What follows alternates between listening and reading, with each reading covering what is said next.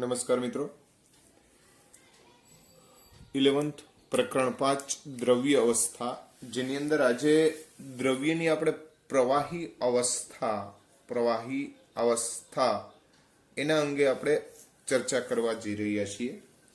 તો ભાઈ, આ પ્રવાહી અવસ્થા જે છે એ તમે જાણો છો એ પ્રમાણે કે ભાઈ દ્રવ્ય 3 પ્રકારની જે અવસ્થા ધરાવે, ઘન, પ્રવાહી અને વાયુ, એ પૈકીની એક અવસ્થા કહી શકાય, જેને આપણે ફિઝિકલ સ્ટેટ અથવા કલા એવા શબ્દથી પણ વર્ણવીએ છીએ.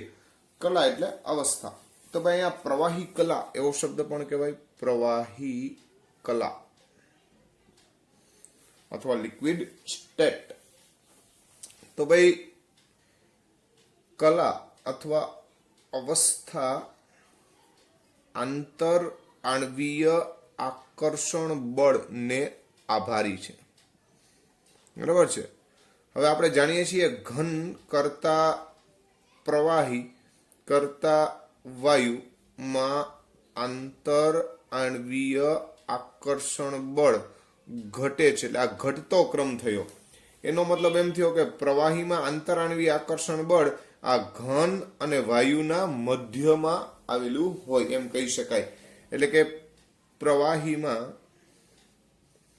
આંતર આણ્વીય આકર્ષણ બળ વાયુ કરતા વધુ અને ઘન કરતા ઓછું છે. રેડી? માટે પ્રવાહીના અણુ વાયુની સાપેક્ષમાં પ્રમાણમાં નજીક હોય અથવા ઓછા અંતરે રહેલા હોય, એ વસ્તુ પણ ધ્યાનમાં રાખજો. હવે અહીંયા આપણે પ્રવાહીના જુદા જુદા જે ગુણધર્મો જે છે એના અંગે વાત કરવી છે. તો એમાં પ્રવાહીના જુદા જુદા ગુણધર્મો પૈકી પહેલો ગુણધર્મ જે છે એ આપણે બાષ્પીભવન એની ચર્ચા કરીએ. પ્રવાહી નિયત તાપમાને સ્વતઃ એટલે આપમેળે જ બાષ્પમાં રૂપાંતરણ પામે છે. પ્રવાહીના આ ગુણધર્મને શું કહેવાય ભાઈ? બાષ્પીભવન. હવે ભાઈ બધાના બાષ્પીભવનનો દર સમાન ન હોય. કેટલાક પ્રવાહી વધુ પ્રમાણમાં બાષ્પ ઉત્પન્ન કરે તો કેટલાક પ્રવાહી પ્રમાણમાં ઓછી બાષ્પ ઉત્પન્ન કરે, જે તે નિયત તાપમાને. દાખલા તરીકે આપણે એમ કહીએ કે ભાઈ 50 ડિગ્રી સેલ્સિયસ તાપમાન છે, તો ત્યારે બેન્ઝીન અને પાણી આ બેયનું બાષ્પીભવન તો થતું હોય, બરાબર છે, પણ બેન્ઝીનનું બાષ્પીભવન વધારે હોય કોના કરતા? પાણી કરતા. શા માટે? તો કે ભાઈ એનો આધાર એના આંતર આણ્વીય આકર્ષણ બળ ઉપર છે, બરાબર છે. બેન્ઝીનમાં H બંધ નથી, જ્યારે પાણીમાં H બંધ છે. તો જેમ આંતર આણ્વીય આકર્ષણ બળ વધે એમ બાષ્પીભવન ઓછું થાય. તો આપણે એ લખી શકીએ કે બાષ્પીભવનનો દર ઇઝ પ્રોપોર્શનલ ટુ T. તાપમાન વધે એમ બાષ્પીભવન વધે, પણ જેમ આંતર આણ્વીય આકર્ષણ બળ વધશે એમ બાષ્પીભવનનો દર શું થાય? ઘટે. બરાબર. સામાન્ય રીતે નીચા તાપમાને જેનું સરળતાથી બાષ્પીભવન શક્ય બનતું હોય એવા પ્રવાહીને બાષ્પશીલ પ્રવાહી કહેવાય. બાષ્પશીલ પ્રવાહી, બરાબર છે. બાષ્પશીલ પ્રવાહી એટલે સામાન્ય તાપમાને સરળતાથી બાષ્પમાં રૂપાંતરણ પામે, એને આપણે શું બોલીએ છીએ? બાષ્પશીલ પ્રવાહી તરીકે ઓળખીએ છીએ. હવે મિત્રો, આ બાષ્પીભવનના ગુણધર્મના કારણે થઈ અને એક બાષ્પ દબાણ જે ઉત્પન્ન થાય એની આપણે ચર્ચા કરીએ. તો બાષ્પીભવનનો ગુણધર્મ છે, ખરેખર ગુણધર્મ બાષ્પીભવનનો છે. એ ગુણધર્મના કારણે એક પ્રકારનું દબાણ ક્રિએટ થાય, જેના અંગે આપણે ચર્ચા કરવા જઈ રહ્યા છીએ. તો આપણો મુદ્દો છે બાષ્પ દબાણ. તો નિયત તાપમાને બંધ પાત્રમાં, નિયત તાપમાને બંધ પાત્રમાં પ્રવાહીને ભરવાથી પ્રવાહી સ્વતઃ બાષ્પીભવન કરે છે. આમ પાત્રમાં રહેલ પ્રવાહીની બાષ્પ વડે પ્રવાહીની સપાટી પર દબાણ ઉત્પન્ન થાય છે. સમજો કે એક પાત્ર લઈએ. આ પાત્ર જે છે એની અંદર આપણે પ્રવાહી ભરી દેવાનું. હવે પ્રવાહી જેવું ભરશું એટલે પ્રવાહીનું બાષ્પીભવન ચાલુ થાય એટલે પાત્ર આપણે શું કરી દઈએ, આપણે બંધ કરી દઈએ. જે તે નિયત તાપમાન, દાખલા તરીકે 50 ડિગ્રી સેલ્સિયસ તાપમાને પ્રવાહી રાખીએ, બરાબર છે. તો અહીંયા બાષ્પ જે છે એ ઉત્પન્ન થતી જશે. એક સમય એવો આવે મિત્રો કે જ્યારે તાપમાન અચળ હોય. જો તાપમાન અચળ હોય તો આ પ્રવાહી અને એની બાષ્પ વચ્ચે સંતુલન સ્થપાય, બરાબર છે. તો નિયત તાપમાને પ્રવાહી અને પ્રવાહીની બાષ્પ વચ્ચે સંતુલન રચાય ત્યારે પ્રવાહીની બાષ્પ વડે પ્રવાહીની સપાટી પર લાગતા દબાણને, એટલે આ વાયુમય અવસ્થા જે છે અથવા તો બાષ્પ અવસ્થા છે એના દ્વારા કંઈક દબાણ ઉત્પન્ન થાય. આવા દબાણને શું કહેવામાં આવે તો કે સંતુલિત બાષ્પ દબાણ અથવા સંતૃપ્ત બાષ્પ દબાણ તરીકે ઓળખવામાં આવે. હવે અહીંયા પણ વસ્તુ ધ્યાનમાં રાખજો કે જેમ તાપમાન વધે એમ બાષ્પ દબાણ વધે, બરાબર છે. એનો મતલબ એમ થયો કે બાષ્પ દબાણ જે છે એ તાપમાનના કેવા પ્રમાણમાં થાય, સમપ્રમાણમાં. બીજું કે આંતર આણવીય આકર્ષણ બળ ઘટે એમ બાષ્પ દબાણ વધશે, બરાબર છે. તો સ્વાભાવિક છે તમને કે 50 ડિગ્રી સેલ્સિયસ તાપમાને બેન્ઝીન છે અને પાણી છે, તો કોનું બાષ્પ દબાણ વધારે હશે? તો સ્વાભાવિક છે કે બેન્ઝીનનું બાષ્પ દબાણ કેવું હોય? વધારે. શા માટે? તો કે આમાં H બંધ છે, આમાં H બંધ નથી, બરાબર છે. તો આકર્ષણ બળ આનું વધારે, પણ બાષ્પ દબાણ જે છે, બાષ્પ દબાણ આનું વધી જાય. શા માટે? તો કે એનું બાષ્પીભવનનો દર વધારે હોય અથવા બાષ્પ અવસ્થામાં રૂપાંતરણ વધારે પ્રમાણમાં થતું હોય છે. એટલા માટે થઈ અને એનો બાષ્પીભવનનો દર વધારે હોય, એનું બાષ્પ દબાણ પણ વધારે હોય છે. આ વસ્તુ ખાસ ધ્યાનમાં રાખજો. પાણી, પેટ્રોલ અને કેરોસીન ઘટક જે છે એ આપણે જ્યારે ખુલ્લામાં ઢોળીએ છીએ ત્યારે સૌથી વધારે બાષ્પીભવનનો દર તમે જાણો છો એ પ્રમાણે પેટ્રોલનો હોય, પછી કેરોસીન અને પછી પાણી. તો બાષ્પીભવનનો દર જેમ વધારે એમ બાષ્પ દબાણનો દર પણ કેવો થાય? ખૂબ વધારે થાય. તો આ વસ્તુ પણ ધ્યાનમાં રાખજો. ત્યાર પછીની વાત કરીએ આપણે તો બાષ્પ દબાણ આધારિત એક ઉત્કલન બિંદુ જે છે એને આપણે વ્યાખ્યાયિત કરવું છે. ઉત્કલન બિંદુ. તો ઉત્કલન બિંદુ જે તાપમાને પ્રવાહીની બાષ્પનું દબાણ, જેને આપણે બાષ્પ દબાણ કહીએ. શું કહે છે? બાષ્પ દબાણ. જે તાપમાને પ્રવાહીનું બાષ્પ દબાણ, ટૂંકમાં કહીએ તો જે તાપમાને પ્રવાહીનું બાષ્પ દબાણ એક વાતાવરણ દબાણ જેટલું થાય તે તાપમાનને તે પ્રવાહીનું શું કહેવાય? ઉત્કલન બિંદુ કહેવાય. એટલે હવે ઓલી ચીલાચાલુ વ્યાખ્યા છે એ ભૂલી જાજો. ઉત્કલન એટલે આપણે એમ કહીએ કે જે તાપમાને પ્રવાહી ઉકળવા માંડે એ તાપમાનને એનું ઉત્કલન બિંદુ કહેવાય. પણ હવે એની જગ્યાએ પર્ટિક્યુલર જે તાપમાને પ્રવાહની બાષ્પ દબાણ જે છે એ કેટલું થઈ જાય, એક વાતાવરણ દબાણ જેટલું થાય, તો એ તાપમાનને તે પ્રવાહીનું શું કહેવાય, ઉત્કલન બિંદુ. હવે જ્યારે કોઈ પણ ઘટક જે છે ને ખુલ્લા પાત્રમાં રાખેલો હોય પ્રવાહીને, તો ખુલ્લા પાત્રમાં રાખેલું પ્રવાહી સીધું જ વાતાવરણના સંપર્કમાં હોય, એટલે વાતાવરણના દબાણ જેટલું આનું દબાણ નહીં થાય ત્યાં સુધી ઉકળા રાખશે, બરાબર છે. એટલે ખાસ ધ્યાનમાં રાખજો, ખુલ્લા પાત્રમાં પ્રવાહી ઉકળે છે, ઉકળે ક્યાં સુધી, તો કે વાતાવરણના દબાણ ન થાય ત્યાં સુધી. તો એ તાપમાનને એનું શું કહેવાય, ઉત્કલન બિંદુ કહેવાય. શું કહેવાય, ઉત્કલન બિંદુ. હવે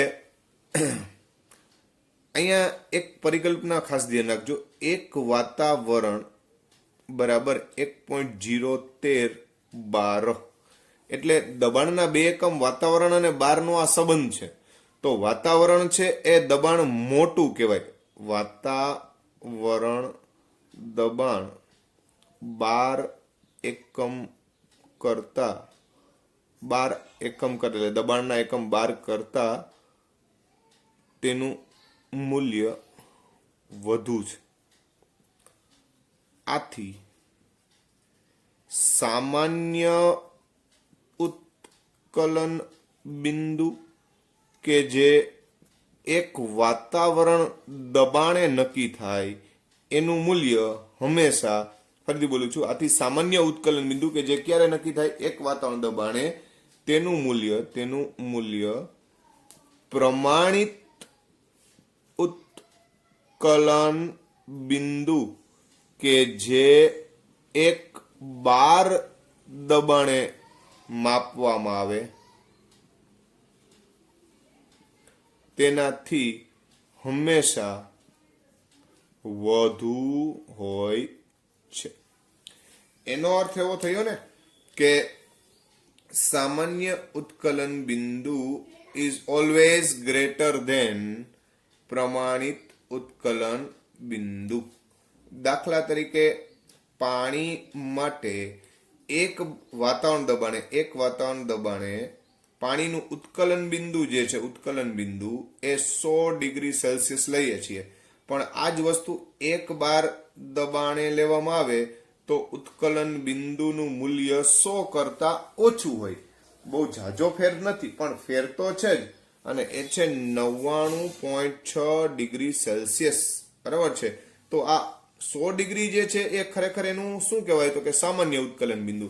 એટલે પાણીનું સામાન્ય ઉત્કલન બિંદુ તમારે લખવું હોય તો પાણીનું સામાન્ય ઉત્કલન બિંદુ 100 છે, પણ પાણીનું પ્રમાણિત પૂછવામાં આવે તો 99.6.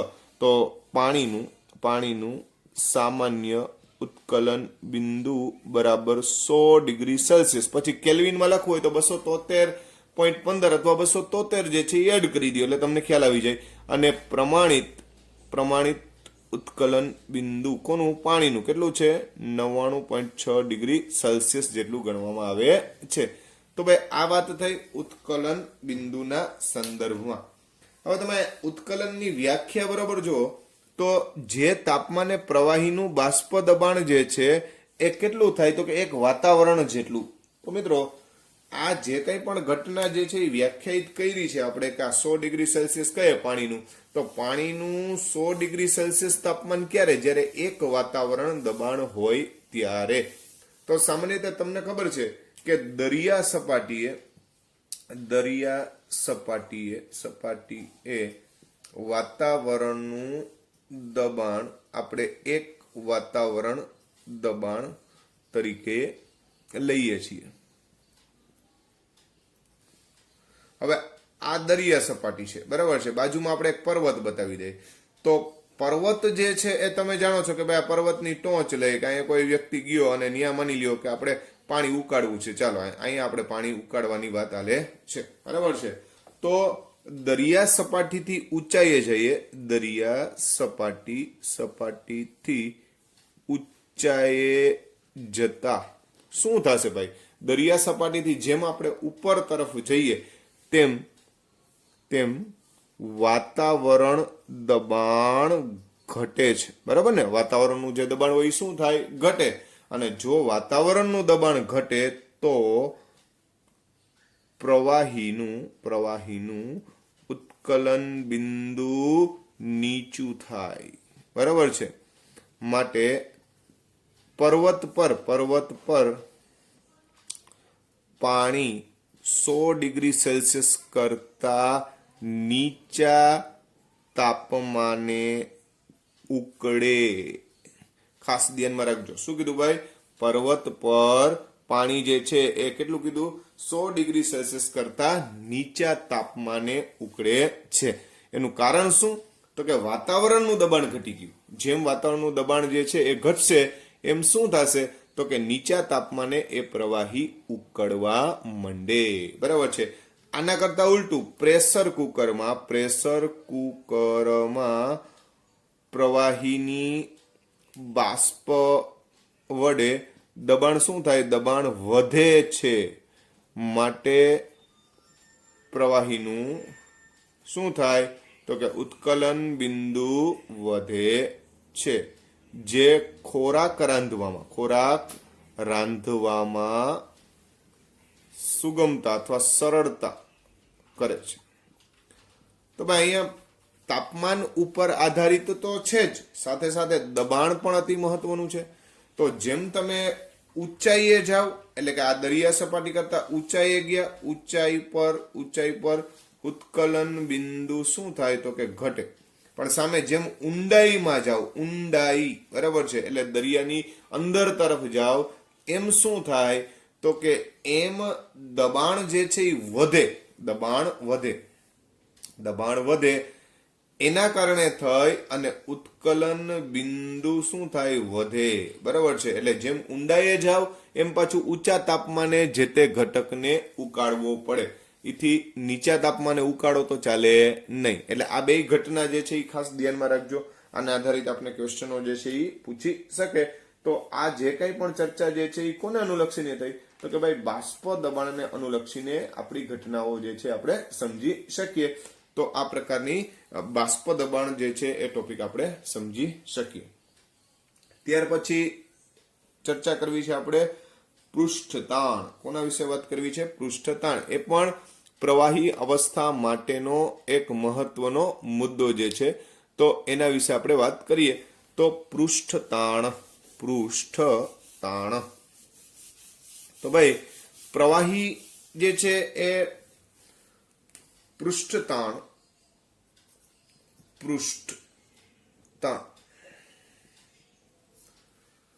સરફેસ ટેન્સ એવો એના માટે આપણે શબ્દ બોલીએ છીએ. તો પૃષ્ઠતાણ છે એ શું છે એ આપણે સમજીએ. મિત્રો, કોઈ પણ પ્રવાહીનો વિચાર કરો. પ્રવાહી, આ માની લો કે એક પાત્ર છે, તો પ્રવાહીમાં તમને ખ્યાલ છે કે પ્રવાહી આ રીતે આપણે જ્યારે ભરીએ ત્યારે ઉપલી સપાટી છે ને એ મુક્ત અવસ્થામાં હોય, એટલે કોઈના સપોર્ટમાં ન હોય. બાકીની બધી જે છે એ પાત્રને આધારિત હોય. એટલે પ્રવાહી માટે વિચાર કરવા જાવ તો પ્રવાહીના અંદરના જથ્થામાં રહેલ અણુઓ, બરોબર શબ્દ સમજો, અંદરના જથ્થામાં રહેલ અણુઓ કોના? પ્રવાહીના. બરાબર છે.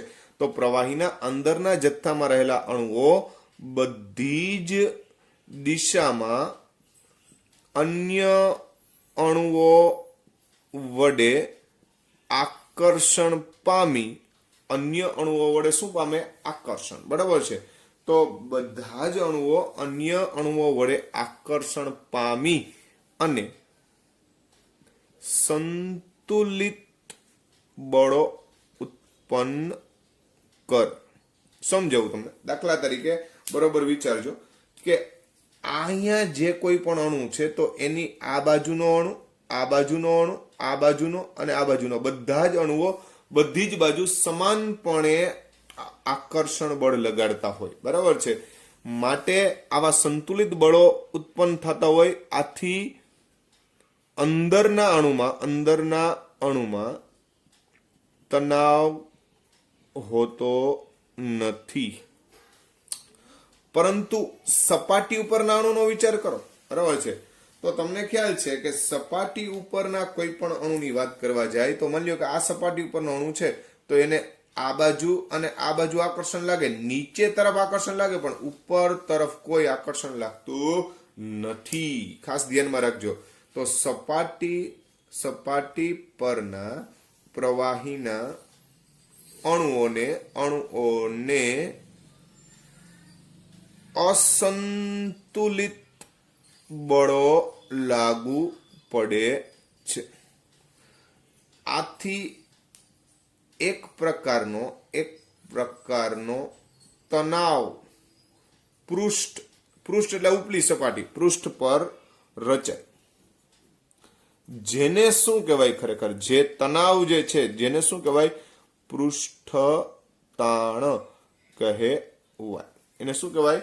પૃષ્ઠ તાણ. હવે આ પૃષ્ઠ તાણના હિસાબે શું થાય? તો કે પ્રવાહી શક્ય એટલી ઓછી જગ્યામાં રોકાવાનો પ્રયત્ન કરે. પૃષ્ઠ તાણના કારણે પ્રવાહી શક્ય તેટલી ઓછી જગ્યામાં ગોઠવવાનો પ્રયત્ન કરે. બરાબર? જેથી કરીને તાણ ઓછામાં ઓછું લાગે.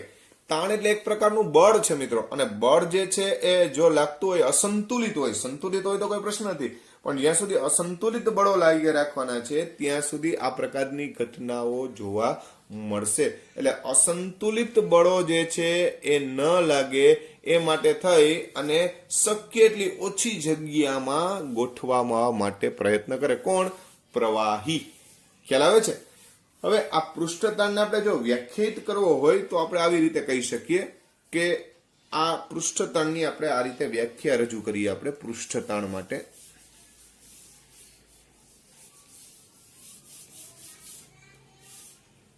તો પૃષ્ઠતાણની વ્યાખ્યા રજૂ કરવા માટે માની લ્યો કે આ કોઈ એક પ્રવાહી જે છે.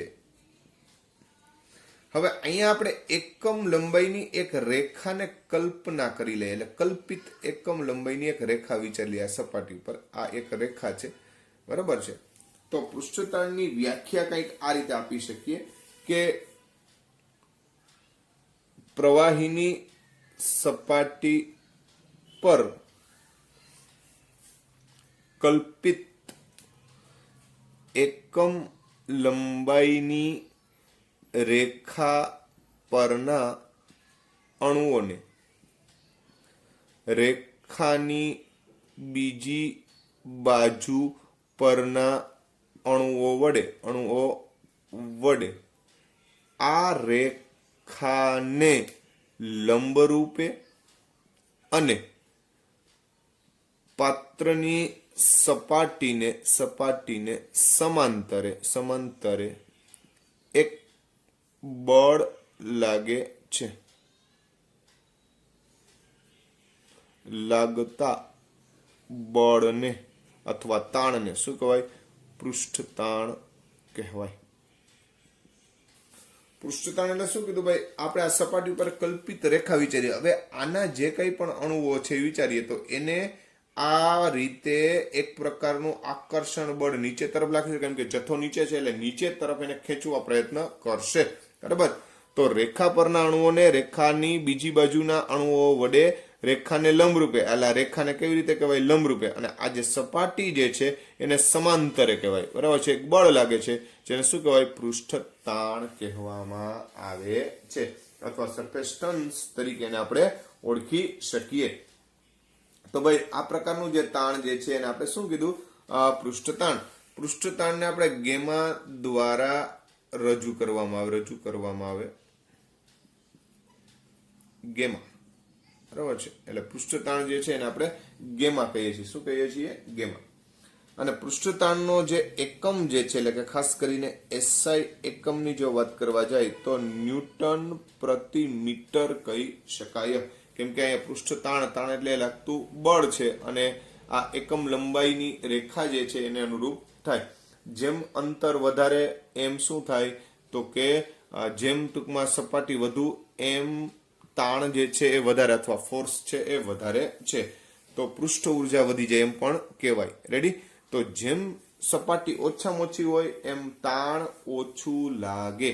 જેમ સપાટી ઓછામાં ઓછી હોય એમ તાણ વધારે, અને જેમ સપાટી ઓછામાં ઓછી એમ તાણ ઓછું. આ વસ્તુ ધ્યાનમાં રાખજો.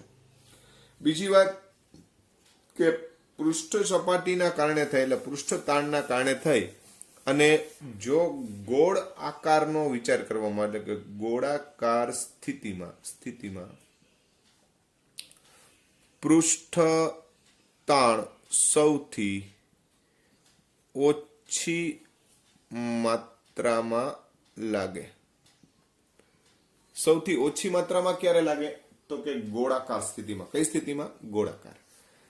આથી પ્રવાહ